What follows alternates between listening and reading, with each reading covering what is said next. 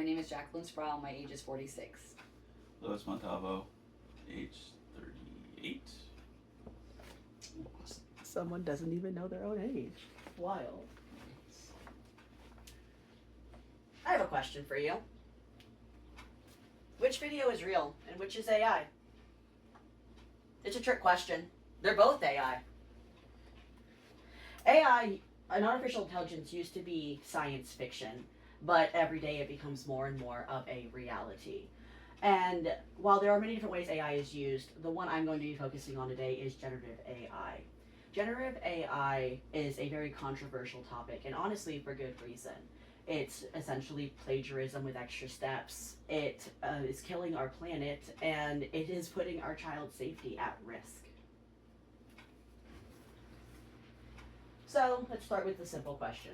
Is AI art actually art? Well, no, it's not. When people use things like ChatGPT to create stories, or Dolly to create images, or Sora AI to create videos, they're not making anything original, because AI can't make anything original.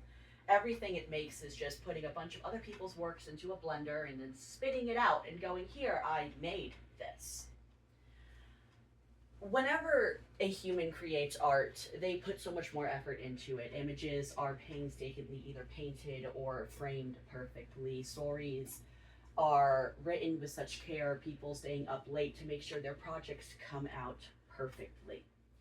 And while a point could be made that technically whenever a person does study someone else's work and use that to influence their own work, it's not the same. Humans still will always add their own things to it, a different perspective, a different use of color. Whatever they do, there will always be something new added, something that a machine can never possibly recreate. And while, yes, of course, a case can be made that I'm going to be biased as a film student, someone whose job is in theory threatened by the use of AI, I feel like it goes beyond that. I feel that humans deserve better media to consume. But then it gets worse, because AI doesn't just suck the soul out of art, it sucks the soul from the planet. According to an article entitled Explained Generative AI's Environmental Impact from the Massachusetts Institute of Technology, in North America, between the years of 2022 and 2023, energy consumption went up by 99%. That's a lot of energy to be used, and the biggest cause of it was generative AI becoming more popular. It's causing more data centers to be built, and those data centers can have to consume more energy. It is expected that by 2026, the amount of energy that is consumed by data centers in North America will go up by 19 million%. But it doesn't just affect energy consumption, it also affects water consumption. According to the article, the often overlooked water footprint of AI models, it is explained that we have already consumed so much extra water in order to use these AI models.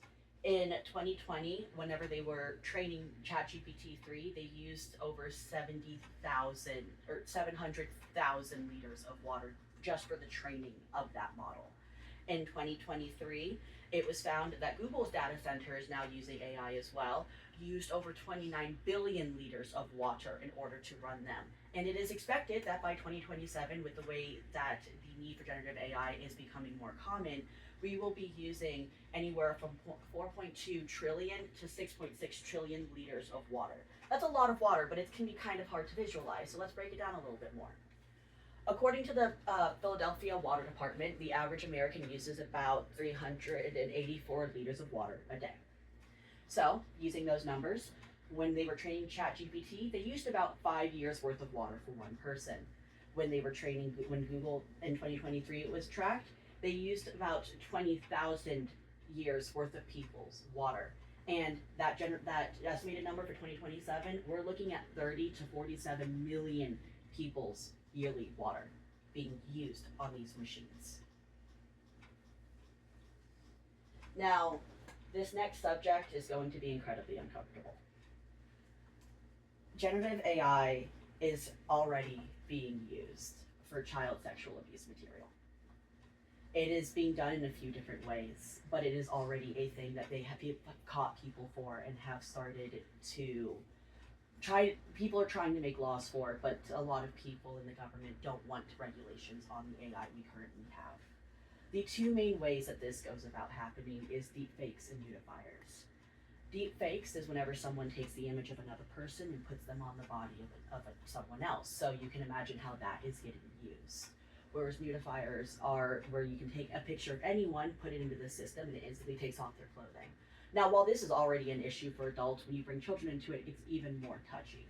1 in 8 teens found by Thorn.org have already said they know someone who has personally been victimized by these deep fake videos. And while it's not anything physically happening to these children, it leaves the same traumatic scars behind. It leaves the same issues behind. So every time you use generative AI to make images and you're making it better, it's able to make these images more realistic.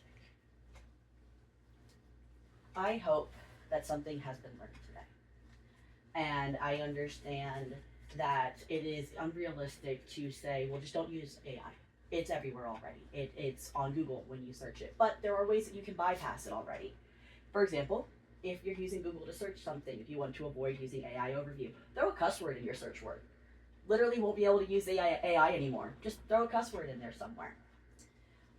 If you can avoid it, don't support companies that use AI for their systems or for their advertisements. You can just buy something else. Try not to support them. Show them that because they use AI, they're no longer going to get your money. It does work in the long run.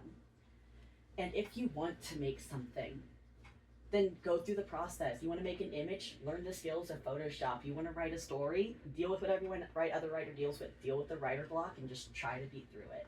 I harshly agree with what a YouTuber that has spoke on the subject has said. Their name is Funky Fogbait, and their quote is pretty much exactly, with some parts removed. Every single person has one really good idea, but that does not entitle you to centuries of other people's work free of charge.